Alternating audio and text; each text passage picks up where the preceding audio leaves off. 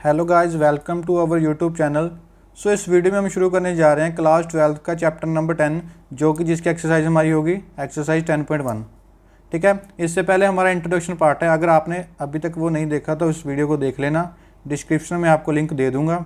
अगर आपको इसके प्रॉपर नोट्स चाहिए तो डिस्क्रिप्शन में टेलीग्राम लिंक होगा, आप उसको ज्वाइन कर लेना, आपको वहाँ पर उसके प्रॉपर नोट्स मिल जाएंगे।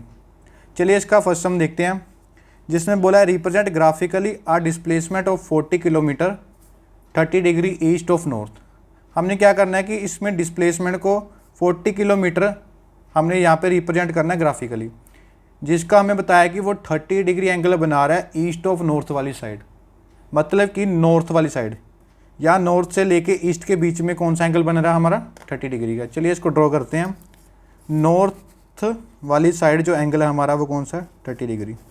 ठीक है, मान लेता हूँ मेरे पास कोई ओरिजिन O है और ये मेरे पास कोई पॉइंट P है, इसके बीच में एंगल कौन सा है 30 डिग्री का। ठीक है, ये मुझे बोल दे इसकी पूरी लेंथ कितनी होगी मेरी 40 किलोमीटर। अब जो इसमें एंगल बोला है वो बोला है ईस्ट ऑफ नॉर्थ, मतलब कि जो एंगल बनेगा वो नॉर्थ वाली साइड बनेगा, ईस्ट वाली साइड नहीं बनेगा। अगर आप इसका एंगल ये वाला 30 डिग्री ऐसे बना देते ना तो ये गलत हो जाता, जो ये वाला एंगल होता वो हो जाता फिर नॉर्थ ऑफ ईस्ट। ठीक है, सो ईस्ट वाली साइड से नॉर्थ तक हमने एंगल बनाना है, जो कि होगा हमारा 30 डिग्री। ठीक है, इसको लिखने का मेथड क्या है, जो हमारा OP है इसको मैंने बोल दिया ये कितना है मेरा 40 किलोमीटर। ठीक है, हमने बोल दिया जो OP है मेरा वो है 40 किलोमीटर, क्योंकि मुझे बोला ये फर्स्ट मेथड हो गया इसका लिखने का। जो मेरा सेकेंड मेथड है उसमें मैं इसको कैसे लिख सकता हूँ, अगर मान लीजिए मैं इसकी स्केल, जैसे हमारे पास स्केल में 1 सेंटीमीटर होता है, अगर मैं इसको 4 टाइम्स डिवाइड कर दूँ, यहाँ से लेके यहाँ तक मेरा 1 सेंटीमीटर, यहाँ तक 1 और यहाँ तक 1। ठीक है, सो टोटल कितना होगा मेरे पास 1 2 3 4 डिवीजन हो गए ना। सो मैं लिख सकता हूँ 1 डिवीज़न मतलब 1 centimetre is equals to 10 kilometre. ठीक है, जो ये मेरी 1 सेंटीमीटर की है ये कितनी होगी 10 किलोमीटर की। सो मेरे पास 4 सेंटीमीटर कितना हो गया 10 किलोमीटर का। सो मैं इसको ऐसे भी रिप्रेजेंट कर सकता हूँ, या फिर ऐसे हम डायरेक्ट लिख सकते हैं, जो मेरी OP होगी वो कितनी होगी 40 किलोमीटर की। ठीक है, ये मेरा था फर्स्ट सम। ऐसे ही अगर मुझे बोला जाए कि कोई एंगल बनाना है कौन सी वाली साइड, अब ये मैंने बनाया ईस्ट ऑफ नॉर्थ, अगर मुझे बोल दें साउथ ऑफ वेस्ट 40 डिग्री का एंगल, तो हमने कौन सी साइड बनाना है साउथ और वेस्ट में वेस्ट वाली साइड बनाना है। जो एंगल होगा वो मेरा कितना होगा 40 डिग्री का एंगल होगा। ठीक है ना, अब वेस्ट वाली साइड कैसे बना सकते हैं, ये रहा मेरा वेस्ट और ये रहा साउथ। ठीक है, अब जो एंगल बनेगा वो कौन सी साइड बनेगा, ये वाली साइड बनेगा, इस साइड में ड्रॉ करके जो एंगल यहाँ पे बना दूंगा वो कौन सा होगा मेरा साउथ ऑफ वेस्ट वाली साइड एंगल, जो होगा मेरा कितना 40 डिग्री का। ठीक है, चलिए अब इसका सेकंड सम देखते हैं, जिसमें बोला है classify the following measures as scalar and vector quantity. Introduction part में मैंने स्केलर और वेक्टर क्वांटिटी को अच्छे से डिफाइन किया है, उसके एग्जाम्पल्स भी देखी हमने वहाँ पे। अब हम इसको सोल्व करेंगे। पहले देखते हैं स्केलर क्वांटिटी हमारी कौन सी होती थी। स्केलर क्वांटिटी वो होती है जिसका अकेला क्या हो मैग्नीट्यूड, बट जो वेक्टर क्वांटिटी होती है उसमें मैग्नीट्यूड तो होता ही है, बट साथ में क्या होती है हमारी direction, magnitude as well as direction. ठीक है, मैग्नीट्यूड होता है बेसिकली कोई भी वैल्यू होगी।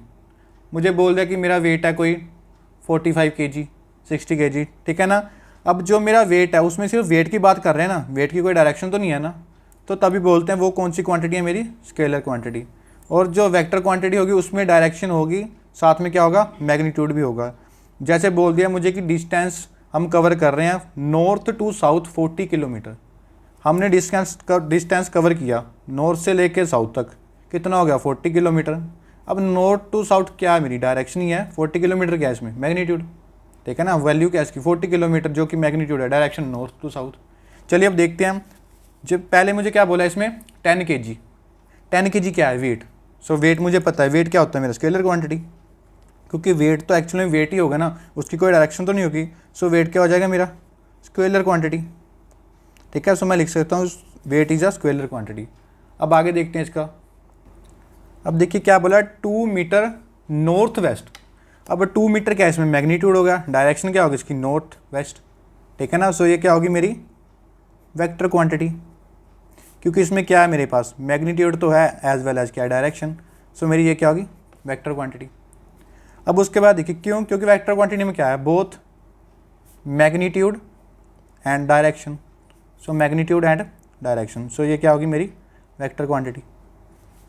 अब उसके बाद देखिए ये क्या 40 वाट, मतलब 40 वाट किसकी यूनिट होती है, हमारी पावर की।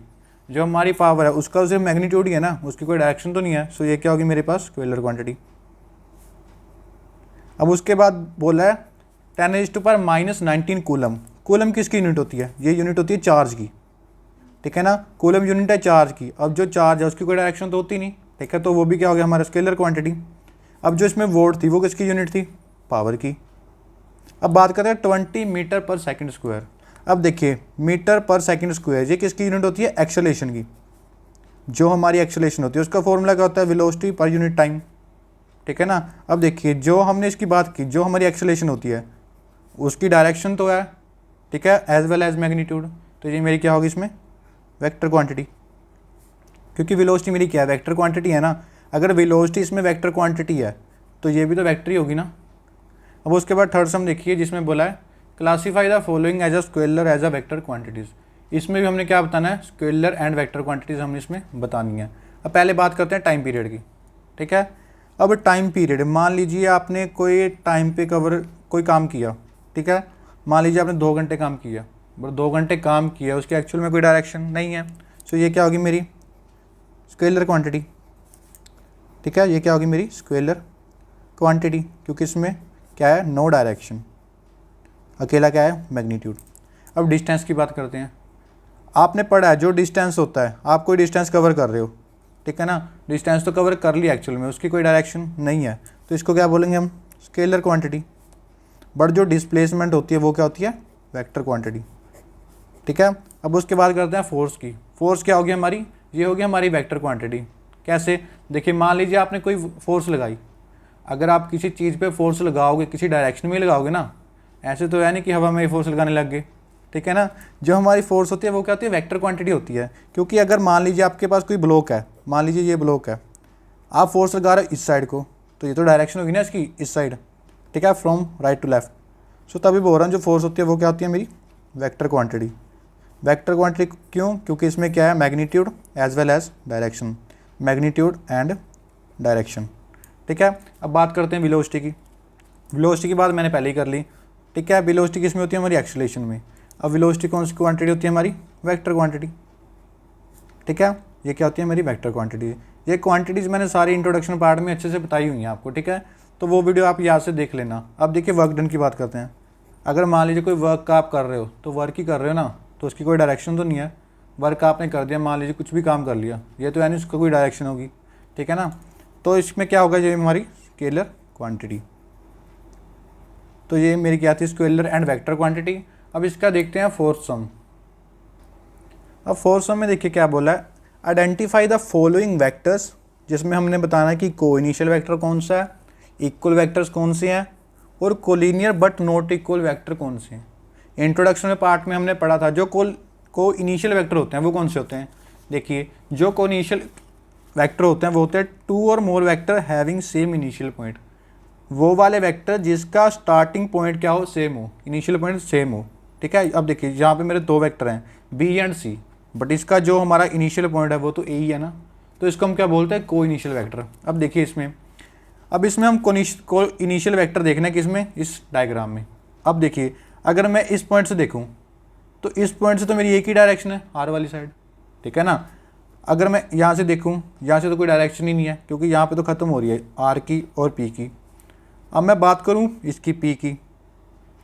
अब इसमें देखिए ये जो मेरा पी पॉइंट है, इसमें मेरे 2 पॉइंट्स निकल रहे हैं, कौन कौन से, एक ये वेक्टर ए वेक्टर और डी वेक्टर, ठीक है ना। इनिशियल पॉइंट एक है बट डायरेक्शन कितनी है इसकी, 2, ठीक है। को इनिशियल पॉइंट एक है और वेक्टर्स कितने हो गए, 2 हो गए।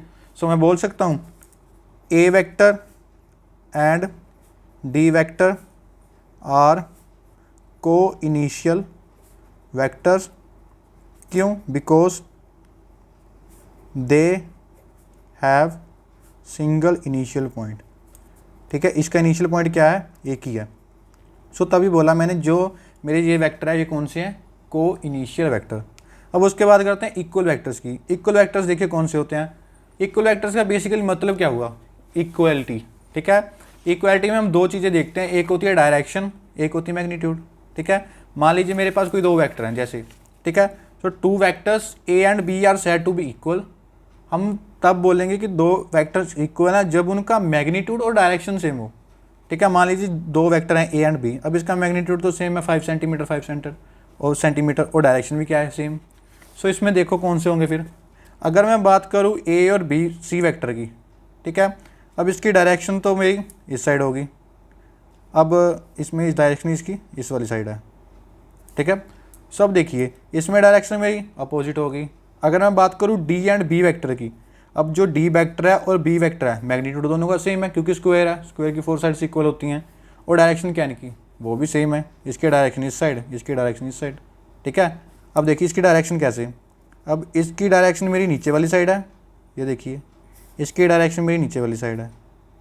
सो मैं बोल सकता हूँ इसमें कि जिसकी डायरेक्शन सेम है, डायरेक्शन सेम है, मैग्नीट्यूड भी सेम है। सो मैं बोल सकता हूँ D vector and B vector are equal vectors because they have same magnitude and direction, ठीक है। इसका मैग्नीट्यूड और डायरेक्शन क्या है मेरी सेम है, तभी मैंने बोला ये कौन से मेरे इक्वल वेक्टर्स। अब बात करते हैं कोलिनियर बट नॉट इक्वल, ठीक है। Collinear but not equal, collinear मतलब दोनों पैरेलल तो होने चाहिए बट उसके वैल्यू सेम नहीं होनी चाहिए, मतलब मैग्नीट्यूड सेम नहीं होना चाहिए, ठीक है। अब देखिए ए और बी की बात करूँ मैं, सॉरी, अगर ए और सी की बात करूँ, अब ए की डायरेक्शन कौन सी साइड है मेरी इस वाली साइड, ये देखिए, और जो मेरा सी वेक्टर है उसकी डायरेक्शन है मेरी इस साइड, तो ये दोनों तो नो इक्वल तो हुए ना, ठीक है। बट इसका मैग्नीट्यूड क्या है सेम है ना, मतलब कि दोनों क्या है एक दूसरे के पैरेलल है, वही तो होता है कोलिनियर। कोलिनियर वेक्टर कौन से थे मेरे, जो मेरे सेम ही लाइन पे हों, पैरेलल हो। अब देखिए इसमें अब दो लाइंस होगी मेरे पास, एक लाइन ये होगी एक लाइन ये होगी, इसके रिस्पेक्ट में देखें तो ए वेक्टर ये हो गया बी हो गया, बट दोनों पैरेलल एक्चुअल में, मैग्नीट्यूड डिफरेंट है इनका, तो इसको बोलते हैं हम कोलिनियर, ठीक है। सो मैंने इसमें बोला कि collinear but not equal. So मेरे कौन कौन से वेक्टर हो गए उसमें, A vector and C vector. So A vector and C vector are collinear vector, ठीक है। ये क्या हो गया मेरे कोलिनियर वेक्टर बिकॉज, क्योंकि देखो इसमें क्या है, because they are parallel and opposite direction. So अब मैंने क्या बोला, ये मेरे क्या है कोलिनियर वेक्टर, ठीक है। ये मेरे कौन से हो गए कोलिनियर वेक्टर। अब उसके बाद देखते हैं इसका नेक्स्ट सम। अब फिफ्थ सम में ट्रू और फॉल्स है, इसमें क्या बोला है A vector and minus A vector are collinear, ठीक है। क्योंकि मेरे पास मान लीजिए कोई दो वेक्टर है, एक वेक्टर है मेरे पास ए, एक है मेरे पास माइनस ए, मतलब कि इसकी डायरेक्शन क्या है अपोजिट है। अब देखिए ये डायरेक्शन इसकी अपोजिट है, मैंने क्या बोला जो कोलिनियर वेक्टर होते हैं उसकी डायरेक्शन डिफरेंट हो सकती है, मैग्नीट्यूड डिफरेंट हो सकता है, मतलब वो दोनों क्या होने चाहिए एक दूसरे के पैरेलल होने चाहिए, ठीक है ना। तो इसका आंसर क्या होगा फिर मेरा ट्रू। अब लास्ट उसके आगे देखिए, two collinear vectors are always equal in magnitude. दो कोलिनियर वेक्टर हमेशा मैग्नीट्यूड उनका क्या होगा कि सेम होगा, नहीं। मैग्नीट्यूड मान लीजिए मेरे पास कोई दो वेक्टर है, ठीक है, इसका मैग्नीट्यूड 5 सेंटीमीटर है और उसका मेरा कोई होगा 6 सेंटीमीटर, मैग्नीट्यूड क्या होगा डिफरेंट हो गए बट पैरेलल तो है ना। सो कोलिनियर में मैग्नीट्यूड डिफरेंट हो सकता है, डायरेक्शन डिफरेंट हो सकती है, ठीक है ना। बट ये क्या हमारा फॉल्स हो गया क्योंकि इसमें बोला हमें दो कोलिनियर वेक्टर क्या होंगे उनका मैग्नीट्यूड इक्वल होगा, जो कि ऐसा नहीं होता। अब आगे देखिए, two vectors having same magnitude are collinear. दो वेक्टर्स जिनका मैग्नीट्यूड क्या होगा सेम होगा, ठीक है ना। ये भी रॉन्ग है क्योंकि ऐसा तो है नहीं, उसका मैग्नीट्यूड अलग भी हो सकता है। Two collinear vectors having the same magnitude are equal. दो कोलिनियर वेक्टर जिनका मैग्नीट्यूड सेम होगा वो दोनों इक्वल होंगे, ऐसा तो है नहीं। अगर मैग्नीट्यूड सेम है क्या वो कोलिनियर होंगे, नहीं होंगे ना, ठीक है। सो इसका आंसर क्या होगा फॉल्स।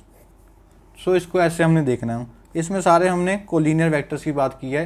इसके बाद हम देखेंगे इसकी नेक्स्ट एक्सरसाइज जो कि होगी 10.2, ठीक है। सो टेलीग्राम में लिंक है, उस चैनल को ज्वाइन कर लेना, इस वीडियो को अपने फ्रेंड्स के साथ शेयर कर देना।